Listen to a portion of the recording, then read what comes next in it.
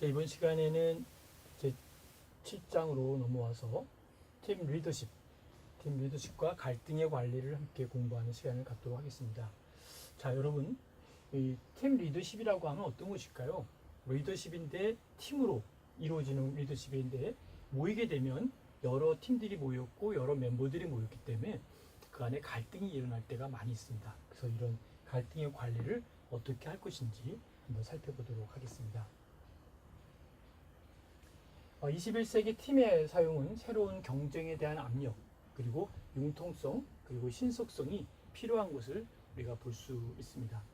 그래서 이러한 신속성의 필요에 부응하면서 극적으로 증가하고 있고, 이러한 팀 제도의 활성화는 일본의 경제 성공과 팀의 의존 및 참여 관리에 영향을 받아 세계적으로 확산되는 결과를 가져오게 되었습니다.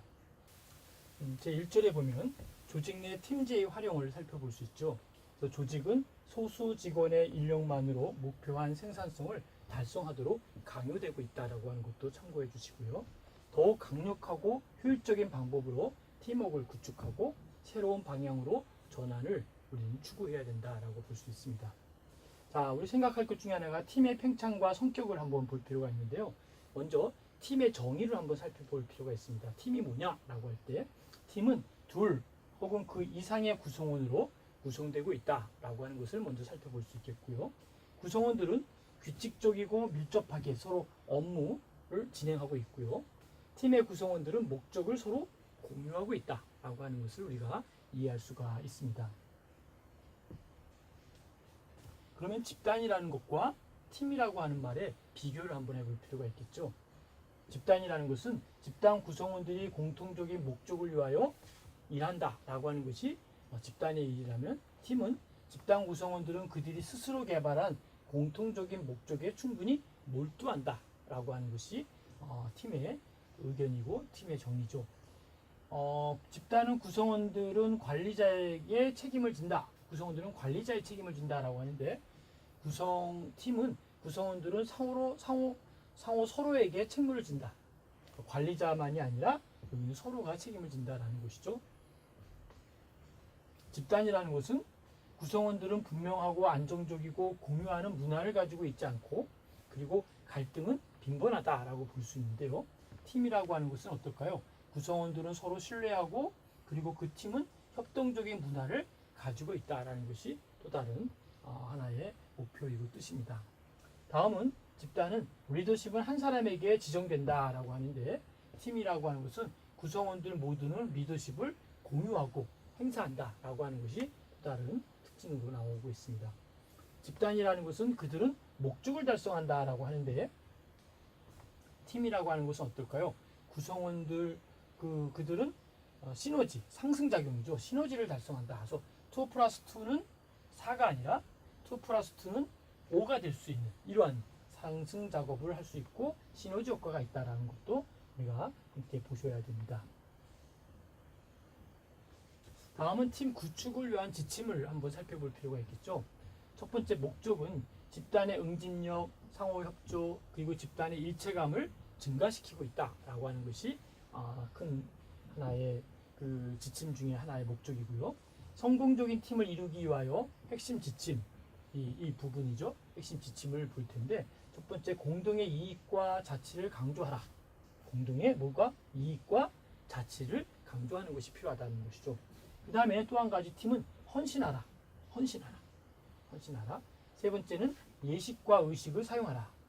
어떤 룰이 있고 어떤 의식이 있고 어떤 예식이 있는 것이 상당히 바람직하다는 것이죠. 그리고 중요한 것은 시간을 할애하라. 팀 구축을 위해서 시간을 투자해야 되는 것이죠. 그 다음에 집단의 일체감을 발전하기 위하여 상징을 사용하라. 어떤 심볼, 상징적인 것이 있어야 된다는 것이죠. 그리고 사회적 관계를 격려하고 촉진하라 라는 것이 필요하고요. 그 다음에 집단의 활동 상황과 업적을 사람들에게 전하라 라고 하는 것도 매우 중요하다는 것을 볼 수 있습니다. 그 다음에 소속감을 갖도록 노력하라.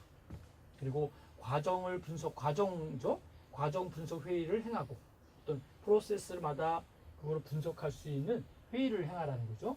그 다음에 긴밀한 협력 회의를 수행하고, 그 다음에 상호 협조를 위한 동기부여를 증가시키는 것이 중요하다는 것이죠. 여기 키포인트는 뭘까요? 상호 협조. 그냥 어떤 자기 자신의 발전만이 아니라 서로가 서로를 협조할 수 있는 상호 협조를 위한 동기부여를 증가시키는 것이 무엇보다 중요하다라고 볼 수 있습니다. 자, 제2절로 와서 팀의 종류를 한번 살펴볼 필요가 있겠죠. 하나는 기능팀입니다. 펑셔널 팀이라고 해서 기능적인 팀을 볼 수 있는데요. 첫 번째가 전통적인 수직적인 계층제의 일종이다라고 볼 수 있겠고요. 두 번째는 감독자와 부하들로 구성되어 있는 것이 또 하나의 특징이다라고 볼 수 있겠습니다. 그 다음에 상대적으로 오랜 기간 존속하고 안정적이다라고 하는 것이고, 리더는 내부 운영을 위해 막대한 권한과 조직의 다른 부분들과 외부 관계를 또 갖고 있다라는 것이죠. 그러니까 이것이 이제 펑셔널 팀에 대한 하나의 특징이다라고 볼 수 있는데요. 핵심적인 거는 이 부분이죠, 그죠? 여기 오랜 기간 존속하기도 하고, 또 나름 내부 운영을 위해서 막대한 권한과 조직의 다른 부분들과 외부 관계를 갖고 있다라고 하는 부분도 기능의 펑셔널 팀에 갖고 있는 특징 중에 하나다라고 볼 수 있습니다. 다음은 다기능 혹은 기능 횡단 팀이 있는데요. 이 크로스 펑셔널 팀이라고 하죠. 그러니까 크로스되어 있는 그런 부분인데 조직 내의 다른 기능 부서들의 멤버들로 구성되어 있다는 거죠. 그 다음에 기능 횡단 팀 같은 경우는 조직의 하위 단위들 간의 상호 의존적인 활동의 조정을 증진시키고 있다라고 하는 것도 볼 수 있겠고요. 다음은 다양한 부서에 소속된 직원들이 한 팀이 되어서 자연스럽게 유대관계를 갖는 것도 중요한 포인트가 될 수 있습니다. 그래서 특정한 팀 그리고 특정한 팀 리더죠. 특정한 팀 리더를 선정하고 다양한 관점을 고려하는 것도 우리가 생각해 볼 가장 중요한 포인트 중에 하나다라는 것이죠. 여기 아무튼 기억해놔야 될 것은 기능 횡단 팀에 대한 이 부분에 대해서 우리가 어떻게 보고 있고 생각하고 있는지 이 부분을 좀 정리해 놓으시면 좋을 것 같습니다. 다음에 이제 셀프 매니지드 팀이라 그래가지고 자율 관리 팀이죠. 셀프 매니지. 나 자신을 내가 자기 관리에 대한 부분이죠. 그 자기 관리에 대한 부분을 어떻게 할 것인지 혹은 자율 관리 작업이라고도 합니다. 그래서 셀프 매니지드 워크 팀이라고도 이야기를 합니다. 아무튼 SMT 셀프 매니지 팀에 대해서 얘기를 한번 해보겠습니다. 리더의 역할은 팀 멤버들을 지원하고 과정을 촉진시키는 것이 중요한 하나의 초점이다라는 것이죠. 리더의 역할이 뭐냐라고 하면 팀 멤버들을 잘 지원하게 하고 그 과정을 잘 촉진시켜주는 이런 부분들이 바로 팀 리더들의 여기 특히 자율관리팀에 대한 이야기다라고 볼 수 있겠죠. 그래서 나름대로 서로 유사한 기능적인 배경, 다른 말로 얘기하면 뭐 유지기술이라든지 혹은 생산 운영자에 대한 부분들인데 이러한 배경을 가지고 있는 점이 하나의 특징이다라고 볼 수 있습니다. 그리고 제조 업무 혹은 과정 생산을 위해서 자주 사용을 하는데 또 모 회사는 자율관리팀을 위한 사명과 운영의 범위, 또 예산을 결정하고 있다라고 이렇게 볼 수 있습니다. 여기까지 자율관리팀에 대한 셀프 매니지드에 대한 것인데 한번 여러분들이 팀별로도 보니까 여러 가지가 있고 또 이 부분에 대한 많은 또 문제 아닌 문제가 있다라는 것도 여러분이 감지할 수 있을 거라고 생각합니다. 그 다음에 이제 자체 정의 혹은 자체 설계팀과 자체 방향 설정팀이 있다는 것이죠. 자, 그것을 정리한다면 가장 많은 자율권을 소유하고 있는 것이 바로 이러한 자체 설계팀이나 자체 방향 설정팀들이 있다는 것이죠.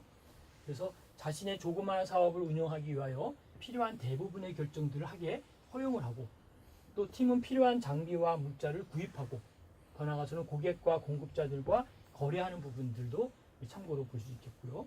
새로운 멤버를 선택하고 또한 이 퀄리티, 질적인 부분에 대한 기준을 결정하고 멤버들의 성과를 평가하고 공급률을 결정하는 것이 또 중요하다는 것이죠. 그리고 업무의 할당을 결정하고 만족하지 못하는 멤버를 어떻게 할까요? 해고한 이런 부분들이 바로 이러한 여러 가지 자체 설계팀과 또는 자체 방향 설정팀에서 자율권을 조정하고 있는 또 자율권을 소유하고 있는 이런 부분을 설명을 드렸습니다. 자, 그러면 팀들과 팀 리더십의 진화를 한번 살펴볼 필요가 있는데요. 기능적인 팀에서 볼 때는 팀제의 종류에는 기능적인 팀이 있고 기능 횡단 팀이 있고 자기 개발팀이 있다는 거죠. 기능적인 팀에는 활동에 의한 개인의 그룹화, 리더 중심적, 수직적이면 명령적인 팀이 바로 이런 기능적인 팀이라고 볼 수 있고요. 팀제의 종류를 본다면 기능 횡단 팀이 있는데 조직의 경계를 가로지르고 리더가 약간의 권력을 포기하고 특수 목적 및 문제 해결 팀으로 우리가 이해할 수가 있습니다. 마지막으로 자기개발팀이죠. 자율적 자신의 경계를 규정하고 구성원에 대한 중심적인 부분을 처리하고 자기 경영팀이 해당될 수 있습니다. 자, 이 그림을 가만히 보면 왼쪽으로 보면은 전통적인 리더십을 필요로 하는 것이 이쪽이고요. 그다음에 팀 리더십을 필요로 하는 분은 바로 오른쪽입니다. 그러니까 우리가 지금 흐름이 이렇게 전통과 그다음에 어떤 팀 리더십에 대한 현재의 모습으로 볼 수 있는데 바로 전통적인 리더십은 이쪽으로 가깝게 진행되고 있고 자기 개발팀 쪽이라고 하는 팀 리더십을 필요로 하는 건 이쪽 오른쪽으로 진행되고 있는 것을 우리가 살펴볼 수 있습니다. 그 다음에 이제 버추얼 팀이라 그래가지고 가상 팀이죠. 그래서 눈에 가시로 보이는 건 아니지만 그런 가상 팀이 버추얼 팀스가 있는데요. 멤버들이 지리적으로 떨어져 있는 거죠. 그래서 뭐 지리적으로 멀리 떨어져 있는데 그 컴퓨터라든지 전자통신을 이용함으로써 나름대로 이 가상 팀에 합류돼서 일할 수 있는 것이죠. 그래서 미래 근무 장소의 혁명을 일으킬 것으로 예측을 된다는 거죠. 근무 장소가 옛날에는 어떤 A 지역의 어떤 건물에 그 자리에 들어가서 그 건물에 속해 있어야 되는 건데 이게 이제 좀 그 업그레이드 되어 가지고 이 버추얼로 해가지고 사이버 공간 속에서 만나서 이야기하는 컴퓨터하고 업무를 진행하는 이런 부분들이 오늘날 버추얼 팀스가 있다라는 것도 참고하시면 좋을 것 같습니다. 자, 다음은 팀 리더십의 발전 단계와 갈등 관리를 함께 살펴볼 텐데요. 팀의 두 가지 중요한 측면이 있습니다. 하나는 리더의 개인의 능력과 팀의 효과성을 제고하기 위해 팀의 특징과 절차를 어떻게 사용하는가 이것이 하나의 큰 이유 중에 하나고요. 또한 팀원들의 강점을 적절히 활용하여 각 팀원들이 일정을 균형 있게 조율해야 된다는 것도 중요한 특징 중에 하나입니다. 그런 의미에서 팀 리더의 개인적인 역할을 살펴보면 효과적인 리더가 되기 위한 나프트는 뭐라고 얘기하냐면 5가지의 조건을 이야기를 합니다. 첫 번째가 긴장을 푸는 법을 배우고 당신의 무지를 인정하라. 긴장을 좀 풀고 내가 좀 무능하다라고 하는 무지를 인정하라는 것이죠. 두 번째는 팀의 구성원들을 돌보라. 팀의 구성원들을 잘 돌봐야 되는 것. 세 번째는 의사소통에 대한 부분이 필요하다라는 것이고요. 네 번째는 권력을 공유하는 것을 배워야 된다는 것이죠. 권력을 함께 공유한다라는 것. 공유한 목적과 가치의 중요성을 인식하는 부분이 무엇보다 중요하다라고 볼 수 있습니다. 팀의 효과적인 어떤 모델을 위해서 효과성의 모델을 위해서 볼 때 팀 리더십을 이쪽으로 오른쪽으로 방향을 가는 중에 보면 팀의 종류에는 기능에 대한 팀, 기능 횡단에 대한 팀, 자기 개발의 팀이 있죠. 팀의 동력으로 보면은 나름대로 발전의 범위, 문화의 가치 기준, 응집력과 갈등인데요. 이 사이에 팀의 특징을 보니까 팀의 특징의 범위, 상호 의존성을 살펴볼 수 있죠. 그래서 결과론적으로 보면 팀의 성과는 혁신과 적응, 효과와 그다음에 양질과 구성원의 만족 이런 식으로 평가가 들어가는 것을 볼 수 있습니다. 팀의 특징을 살펴보도록 하겠습니다. 이상적인 규모는 7명 정도가 팀으로는 가장 바람직하다라고 볼 수 있고요. 상호 의존적인 특징을 갖고 있고 팀의 동태성을 위한 추진 방안으로 보면 첫 번째가 팀 발전을 위해서 나프트는 4가지의 단계가 연속적으로 일어난다라고 주장을 합니다. 첫 번째가 forming입니다. 형성하는 것이죠. 형성. 그래서 뭔가 규모를 갖추고 어떤 형성하는 부분이 첫 번째 단계고요. 두 번째는 스토밍. 뭔가 소동이 일어나죠. 스토밍. 그 다음에 규범이 있고, 그 다음에 performing. 그래서 뭔가 실행이 된다. 그래서 형성과 소동과 규모와 실행으로 넘어가는 4가지의 단계의 하나의 팀 발전을 볼 수 있겠고요. 팀 발전의 단계는 형성, 오리엔테이션과 태동이 있고 여기서는 이제 리더는 사회 변화를 촉진시키는 부분을 제시할 수 있고요. 소동이라고 하는 부분은 대립과 불일치인데 여기에는 참여의 동료, 더 나아가서는 어떤 표면상의 구별을 할 수 있다라고 볼 수 있습니다. 그다음에 너무 센 규범을 볼 때는 질서의 확립과 결합을 볼 수 있겠고요. 여기는 팀의 규범, 가치의 명확화를 리더는 제시할 수 있습니다. 그 다음에 이제 퍼포밍 해가지고 실행에 대해서는 협동과 문제 해결, 여기에서는 과업 수행을 촉진하는 부분을 우리가 이해할 수가 있습니다. 팀 문화를 한번 살펴볼까요? 팀 문화를 살펴보면은 팀의 규범은 멤버들에 의하여 공유되고 그들의 행태를 인도하는 행위의 표준을 볼 수 있습니다. 그리고 중요한 사건을 볼 수 있는데 중요한 사건과 그 다음에 수위, 그 다음에 상징, 그리고 명확한 선언이 여기에 들어있다라고 볼 수 있습니다. 그래서 우리가 이 팀 문화에서는 나름대로의 팀의 규범 속에서 또 행위의 표준에서는 중요한 사건과 수위와 상징, 그리고 명확한 선언에 대한 부분까지 팀 문화를 이해했으면 좋겠습니다. 팀의 응집성을 보도록 하겠습니다. 공동의 목적을 추구하는데 멤버들이 서로 단결하는 나름대로의 정도가 바로 팀의 응집성이다라고 볼 수 있겠고요. 응집력이 있는 집단의 멤버들은 팀의 목적과 활동에 몰두하게 됩니다. 그리고 더 의미 있는 것은 의미 있는 일에 개입된다고 느낌을 갖게 되고요. 팀이 성공할 때 서로 행복을 느낄 수 있는 부분이 바로 팀의 응집성의 중요한 포인트가 된다라고 볼 수 있습니다.